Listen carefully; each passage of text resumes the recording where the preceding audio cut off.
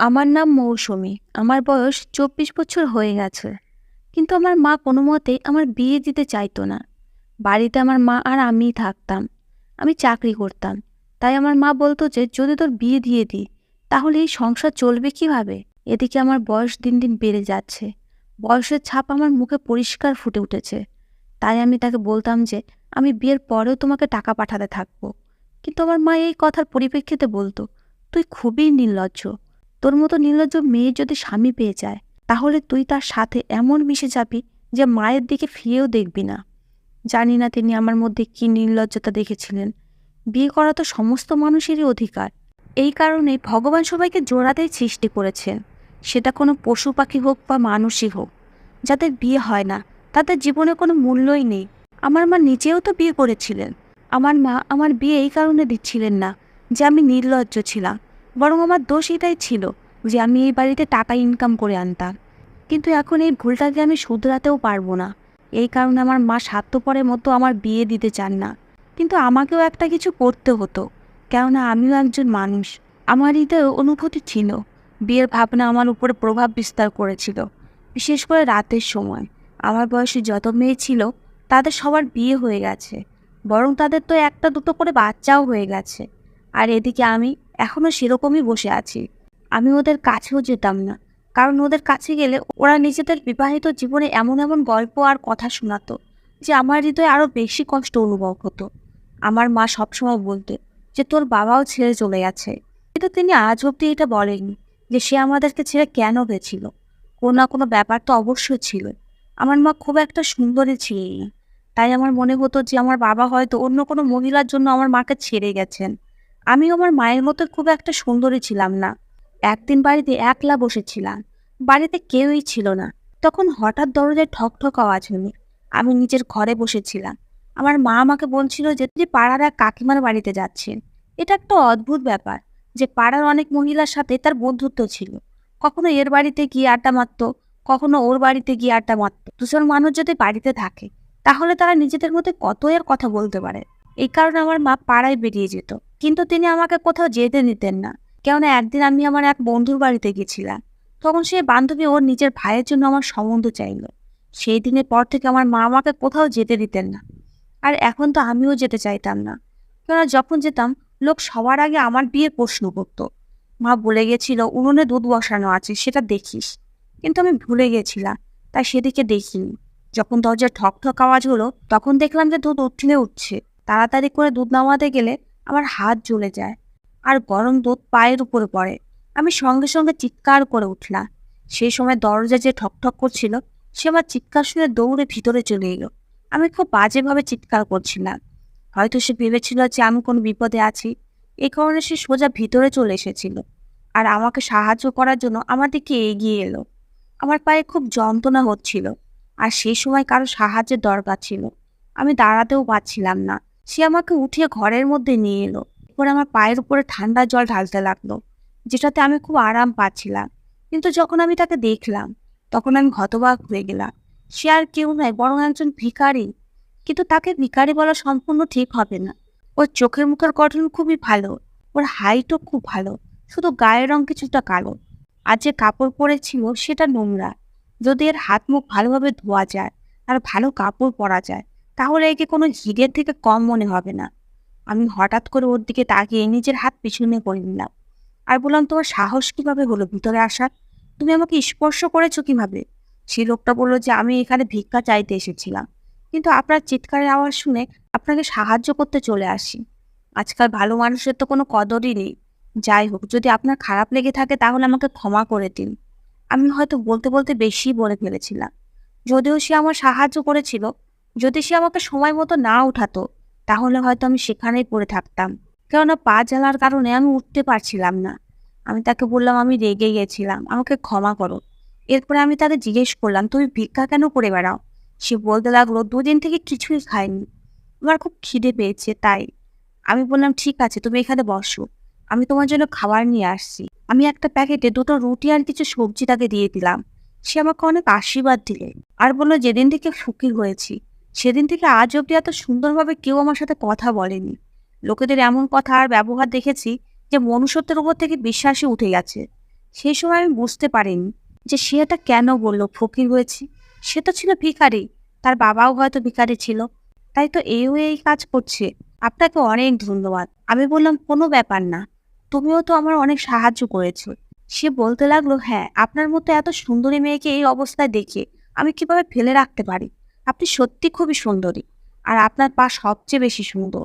কিন্তু আফসোস, আপনার পা জ্বলে গেছে। আজ অব্দি কেউই কখনো আমার প্রশংসা করেনি। যখন কম বয়সে ছিলাম তখন কিছু লোক আমার দিকে দেখতো, কিন্তু কেউ আমার পায়ের প্রশংসা করেনি। সে কথায় কথায় আমার প্রশংসা করছিল, আর আমার তার প্রশংসা খুব ভালো লাগছিল। এরপর সে বলতে লাগলো, আমার সাথে একটা বুড়ো ভিখারি ভিক্ষা করে, যে মাঝে মাঝে একটা মলম বিক্রি করে। আমি আপনার জন্য নিয়ে আসবো।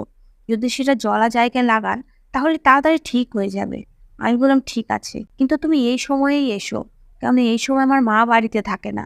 যদি সে তোমাকে আমার সাথে দেখিয়ে নেয় তাহলে তোমাকে উল্টোপাল্টা বলে দেবে, আর আমাকেও গালমন্দ করবে। সে তার নাম রবি বলল।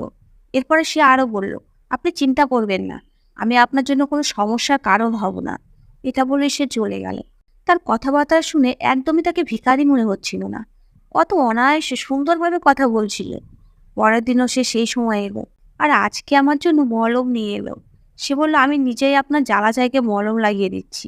না জানি কেন এই লোকটার থেকে আমার খুবই নিজস্বতা অনুভব হচ্ছিল। সে আমার কত খেয়াল রাখছিল। সে একজন ভিখারি, লোকের কাছে ভিক্ষা চাইতো। কিছু লোক ওকে দিত, কেউ দিত না। তাদেরকে মানুষ কুকুরের মতো অবজ্ঞা করে। কিন্তু এই লোকটা আমার জন্য দ্বিতীয়বার এলো, আর সঙ্গে ওষুধও নিয়ে এসেছে।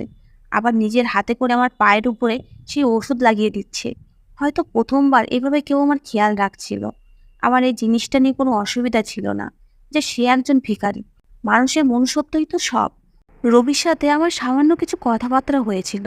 আমি আজকে ওকে খাবার খাওয়ালাম, বরং আমি আমার ভাগের খাবার ওকে দিয়ে দিয়েছি। কিন্তু এই কথাটা ওকে বলিনি। এখনও প্রতিদিন আমার কাছে আসতে লাগলো, আর আমাদের মধ্যে বন্ধুত্ব হয়ে গেল। ছেলে মেয়ে কি বন্ধু হতে পারে না? আমার মনে হয় না ওর মনে এরকম কোনো কিছু ছিল, আর না তো আমার মনে। এখন আমরা এভাবে প্রতিদিন দেখা করতে লাগলাম। ও এসে যেত, আমি ওর জন্য আগে থেকে খাবার বের করে রেখে দিতাম, আর ওকে খেতে দিতাম। যদি কখনো নিজেদের জন্য ভালো কিছু রান্না হতো তাহলে ওকেও দিতাম। কিন্তু যদি মা কারো বাড়িতে যেত তাহলে আমি ওকে ঘরের মধ্যে ডেকে নিয়ে কথা বলতাম, খাবারও একসাথেই খেতাম। আমি ওকে আমার বাবার পুরনো কিছু কাপড়ও দিয়েছিলাম, আর বলেছিলাম পরিষ্কার পরিচ্ছন্ন হয়ে ভালো কাপড় পরে থাকবে। সে বলল, যদি আমি সেজে গুজে থাকি তাহলে আমাকে ভিক্ষা দেবে কে? আমি বললাম, এটা কেমন কথা? তোমার কি মনে হয় লোকজন তোমাকে নোংরা থাকার জন্য ভিক্ষা দেয়? এই কথাটার উপরে আমরা দুজনেই হাসতে লাগলাম। কখনো কখনো কথা বলতে বলতে ওর মুখ থেকে এমন এমন জিনিসের কথা বেরিয়ে আসতো যে আমি হতবাক হয়ে যেতাম। আমি বলতাম, তুমি এসব জিনিসের ব্যাপারে কিভাবে জানো?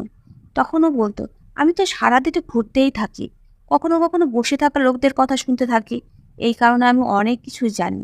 এর মানে হলো ওর কাছে অনেক জ্ঞান আছে, আর ওর কাছে অনেক কিছুরও খবর আছে। আমাদের বন্ধুত্ব গভীর থেকে গভীর হতে থাকলো, আর ধীরে ধীরে এই বন্ধুত্ব একদিন ভালোবাসায় বদলে গেল। ও আমাকে বলল, তোমার এখনো বিয়ে হয়নি কেন? তোমাকে তো খুব বুদ্ধিমান মেয়ে মনে হয়।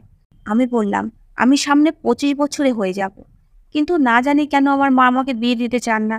তিনি বললেন যে পুরুষরা ধোঁকাবাজ হয়, তারা বিয়ের পরে ছেড়ে চলে যায়। এই কারণে তিনি আমার বিয়ে দিতে চান না। আমার মা বলেন, তুই ভাবিস না যে আজ নয়তো কাল আমি তোর বিয়ে দিয়েই দেব। আমি তোর বিয়ে কখনোই দেব না। আর আমার মায়ের কাছে বিয়ে দেওয়ার মতো টাকাও নেই। আর বিনা যৌতুকে বিয়ে কিভাবে হয়? তখন রবি বলল, কিছু লোক এমনও আছে যাদের যৌতুকে নিয়ে কোনো মাথা ব্যথা নেই। আমি বললাম, এইরকম লোক কোথায় আছে? ও বলতে লাগলো, এরকম একজন তো তোমার সামনেই বসে আছে। আমি বললাম, কিন্তু তুমি তো ভিখারি। এরপরে আমি মনে মনে ভাবতে লাগলাম, ও খুবই ভালো মানুষ, কিন্তু আমি ভিখারিকে বিয়ে কিভাবে করতে পারি? যদি আমার মা মেনেও নেয় তাহলেও এটা ভালো সিদ্ধান্ত হতো না। এরকম কে করে? রবি বলল, কি এত চিন্তা করছো? আমার কথা শোনো, আমি তোমাকে কথা দিচ্ছি যে তুমি পস্তাবে না। আমার উপরে ভরসা করো। ও কিভাবে বলছে যে তুমি পস্তাবে না? অবশ্যই আমাকে পস্তাতে হবে। ও একজন ভিখারি, সারা জীবন লোকেদের কাছে ভিক্ষা করে চলে। ও নিজের সংসার চালাতে পারে না। আমি ওর কথায় কোনো জবাব দিইনি। এরপরে ও এটা বলে চলে গেল যে তোমার চুপচাপ থাকাটাকে তোমার না মনে করে এখান থেকে যাচ্ছি, আর কখনোই আসবো না। কিন্তু রাতের বেলা ওর ব্যাপারে চিন্তা করতে লাগলাম, ওকে মনে করতে থাকলাম। আমি আমার মাকে জিজ্ঞেস করলাম, তুমি আমার বিয়ে কেন দিচ্ছ না? তখন মা বলতে লাগলো, আমি তোর বিয়ে কখনোই দেব না। তুই নিজের চাকরির দিকে ধ্যান দে। এত কষ্ট করে নিজের গায়ে রক্ত জল করে তোকে এই কারণে মানুষ করিনি যে অন্য কেউ তোকে নিয়ে যাবে। আর এমনিতেও পুরুষকে কি ভরসা, তারা যে কোনো সময় তোকে ধোকা দিয়ে চলে যাবে। আমি আমার মাকে বললাম, দুনিয়ার সমস্ত পুরুষ একই রকম হয় না। তোমার বাবা ভাইও কি এরকমই ছিল? তুমি কি তোমার বাবা ভাইকেও এরকম মনে করো যে তারা ধোঁকাবাজ? তখন মা বলতে লাগলো, হ্যাঁ, সমস্ত পুরুষই একই রকমই হয়। তুই এসব নিয়ে চিন্তা করা বন্ধ করে দে। তোর বিয়ে কখনোই হবে না। আমি আমার জীবনে তোর বিয়েই দেব না। যদি তোর বিয়ে করার এতই শখ থাকে, তাহলে ভগবানের কাছে প্রার্থনা কর আমি যেন মরে যাই। আমি মাকে বললাম, এটা তুমি কেমন কথা বলছো? আমি এরকম কেন চাইবো? যখন আমি মায়ের সঙ্গে এই ধরনের কথা বলতাম, তখন সে আমাকে এরকমই জবাব দিত। আমি বুঝতে পেরেছি যে আমার মা কখনোই আমার বিয়ে দেবে না। কিন্তু আমি এটাও চাই না যে আমার মায়ের কিছু হয়ে যাক। যাই হোক, 2 দিন হয়ে গেল রবি এলো না। আমি খুব টেনশনে পড়ে গেলাম। না জানি কেন ওর সমস্ত কথা আমার মনে পড়ছিল। ও যেরকমই হোক, কমপক্ষে নিজের কথা তো পাক্কা ছিল, আর আমাকে ভালোবাসতো। ভাবতে লাগলাম, আমাকে কখনো কি কোনো বড় লোক, যাদের বড় বাড়ি গাড়ি আছে, তারা ভালোবাসবে? কিন্তু আমি তো হৃদয় থেকে কারো ভালোবাসা পেতে চাইতাম, তাই না? খুবই ভাগ্যবান তারা, যারা সহজেই ভালোবাসা পেয়ে যায়। আর যখন তারা ভালোবাসা পেয়ে যায়, তখন সবকিছু ঠিক হয়ে যায়। আমার যত বান্ধবীর বিয়ে হয়েছিল, তারা শুধু সম্পত্তি দেখে বিয়ে করেছিল, কিন্তু ওদের মধ্যে কেউ খুব বেশি সুখী ছিল না। কেউ বলতো যে আমাকে সময় দেয় না, কেউ বলতো যে আমাকে বোঝার চেষ্টা করে না, তো কেউ বলতো যে ওর অন্য কারোর সাথে চক্কর আছে। আমি কি রবির মতো ভালোবাসা অন্য কারো থেকে পেতে পারি? এখানে তো কোনো অপশন আর আছে বলে মনে হচ্ছে না। 4 দিন পরে আমি রবিকে দূর থেকে দেখতে পেলাম। ও রাস্তার উপরে দাঁড়িয়ে কিছু একটা করছিল। আমি আমার ঘর থেকে বের হয়ে ওকে গিয়ে থামালাম। ও আমার সাথে এমন ব্যবহার করলো যেন আমাকে চেনেই না। এমন মনে হচ্ছিল সে যেন কোনো বাদশা, আর আমি তার কাছে ভালোবাসা ভিক্ষা চাওয়ার জন্য দাঁড়িয়ে আছি। ও আমাকে বলছিল, মাফ করো, আমার কাছে দেওয়ার মতো কিছুই নেই। আমি ওকে বললাম, এরকম কেন করছো? তখন ও বলতে লাগলো, আপনার আমার থেকে দূরে থাকা উচিত। আপনি একটা শিক্ষিত মেয়ে, আপনার সাথে আমার এমনিতেও কোনো সম্পর্ক থাকতে পারে না। আমি বললাম, তুমি তো খুবই রেগেই গেছো। তুমি কি আমাকে ভাবার সময়ও দিতে পারবে না? ও আমার দিকে অবাক হয়ে তাকালো। আমি বললাম, আমি তোমাকে বিয়ে করার জন্য রাজি আছি, কিন্তু তোমার কাছে আমার প্রতিজ্ঞা করতে হবে তুমি সবসময় আমাকে খুশি রাখবে, সারা জীবন আমাকেই ভালোবাসবে, কখনো বদলাবে না। ও বলল, আমি কখনোই বদলাবো না। আমি তোমাকে সবসময় ভালোবাসবো, তোমাকে আমার খুব ভালো লাগে। এরপর আমি আমার মাকে লুকিয়ে ওই ভিখারির সাথে বিয়ে করে নিই। এখন সে ভিখারি আমার স্বামী। ও প্রতিদিন আমাদের বাড়িতে আসতো। আমি লুকিয়ে লুকিয়ে খাবার আর যা কিছু নিজের জন্য রেখেছিলাম ওকে দিয়ে দিতাম। কখনো ওকে কাপড় দিতাম, কখনো অন্য কোনো জিনিস। আমি ওকে কখনো কখনো কিছু টাকাও দিয়ে দিতাম। আমি বলতাম যে আমি ইনকাম করি, তোমাকে টাকা দেবো, তুমি সেটা দিয়ে তোমার ব্যবসা শুরু করো।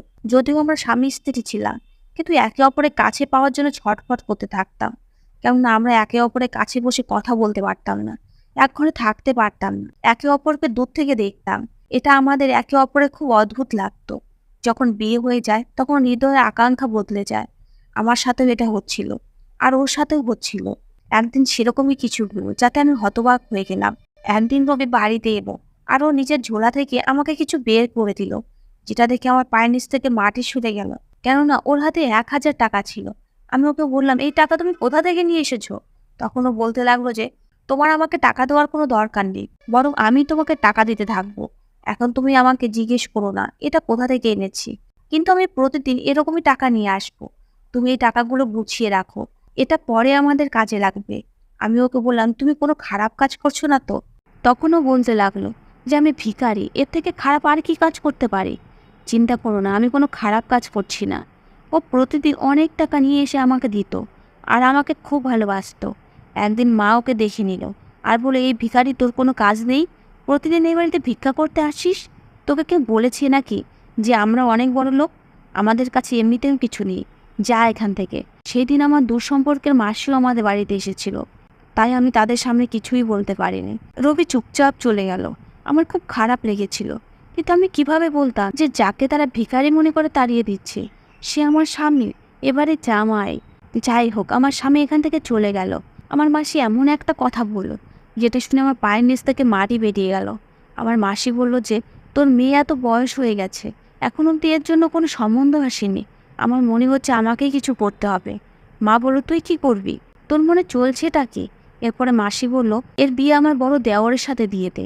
এ কথা শুনে আমার মায়ের হাত থেকে সবজির গাবলা মাটিতে পড়ে গেল। মা বললেন, তোর লজ্জা করছে না এরকম যুবতী মেয়ের জন্য তোর বুড়ো দেওরের কথা বলতে?